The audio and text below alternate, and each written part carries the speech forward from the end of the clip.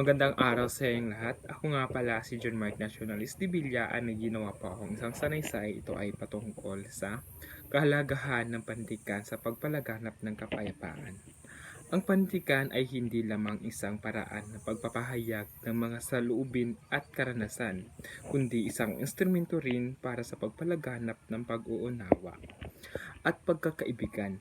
Sa pamamagitan ng mga akdang panitikan, nagkakaroon tayo ng pagkakataong makilala at maunawaan ang kultura at pananaw ng iba na nagbubuklod sa atin bilang isang lipunan.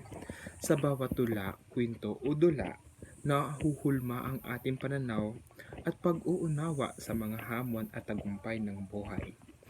Ang panitikan ay hindi lamang isang uri ng libangan kundi isang gabay rin sa pagtuklas ng kahulugan at layunin ng ating pag-eral. Sa pag-aaral ng panitikan, natuto tayong magpakumbaba at magbigay pansin sa mga tinig ng iba na naglalayong palakasin ang ugnayan at pagkauunawaan.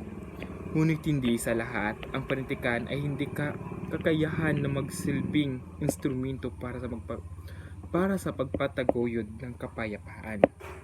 Sa pamamagitan ng mga kwento at pagkakilala at pagkakaisa at pagmamahalan na ipapahayag ang mga panunulat ng mga suliranin at lipunan, ang mga solusyon upang makamit ang tunay na kapayapaan. Ang kapayapaan ay hindi lamang kahulugan ng digmaan kundi isang kalagayan ng pagkakaisa at paggalang sa bawat isa. Sa gitna ng mga kahulugan ay hindwaan sa mundo.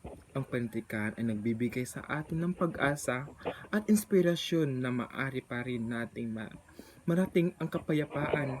Sa bawat salita at kwento, nagkakaroon tayo ng pagkakataong magtulungan at magkakaisa tungo sa isang maayos na at mas katarungang lipunan. Sa huli, hindi hindi dapat nating isantabi ang papel ng panitikan sa pagsulong ng kapayapaan. Sa pamamagitan ng pagpahayag ng mga damdamin at ideya, sa pamamagitan ng panitikan, nagkakaroon tayo ng pagkakataong magbuklod-buklod bilang isang lipunan. Sa pamamagitan ng magtulungan tungo sa isang mundo na puno ng pag-asa at pagkakaisa. Maraming salamat po at yun lang po ang aking nagawang sanaysay patungkol sa kalagahan ng panitikan at pagpalaganap ng kapayapaan.